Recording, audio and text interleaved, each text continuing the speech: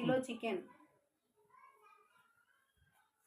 కరివేపాకు, 4 onions, 2 tomato, పచ్చిమిర్చి 4.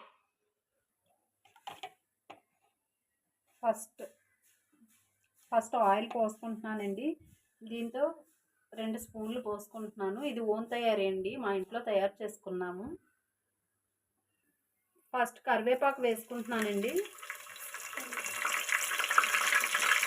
పచ్చిమిరపకాయలు, తర్వాత ఉల్లిపాయ ముక్కలు వేసుకుంటున్నానండి.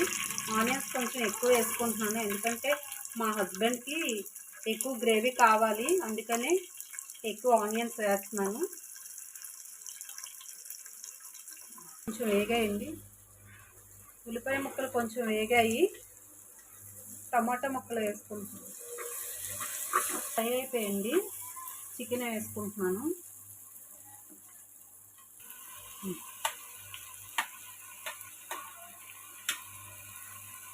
చికెన్ వేసుకున్న తర్వాత పసుపు వేసుకోవాలండి, అంటే నీసు వాసన వస్తుంది కదా, అందుకనే కొంచెం స్మెల్ తగ్గుతుందని పసుపు వేస్తానండి నేను. చికెన్ లోపల ఉన్న వాటర్ అంతా వచ్చిందండి, కొంచెం ఇంకా కాస్త ఉంటుంది కదా, అది మనం సాల్ట్ వేస్తే ఉన్నది కాస్త వచ్చేస్తుంది. సాల్ట్ వేసుకుంటున్నానండి నేను.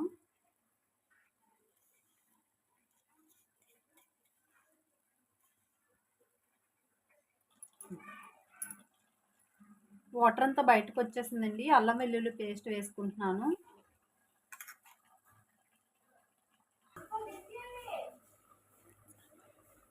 కారం అండి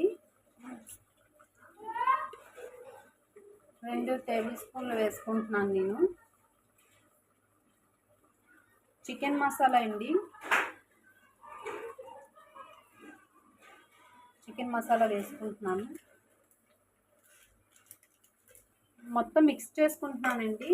కారం మసాలా అంతా చికెన్ ముక్కలకి పట్టాలని మిక్స్ చేసుకుంటున్నాను. కొంచెం వాటర్ పోసుకుంటున్నానండి.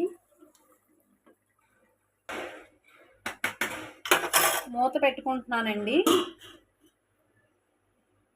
చికెన్ కర్రీ రెడీ అయిపోయిందండి, ఇంకా తినడమోటే మిగిలింది. చికెన్ కర్రీ అయితే రెడీ అయిపోయిందండి. మీకు నచ్చినట్లయితే ఇలా కుండలో కొనుక్కొని వంట చేసుకోండి, ఆరోగ్యానికి చాలా మంచిది. కర్రీస్ పెట్టుకోవడానికి కూడా ఇలా చిన్న చిన్న కుండలు కొన్నానండి నేను. కాస్ట్ కూడా చాలా తక్కువ అండి, ఇలా మీరు కొనుక్కోండి.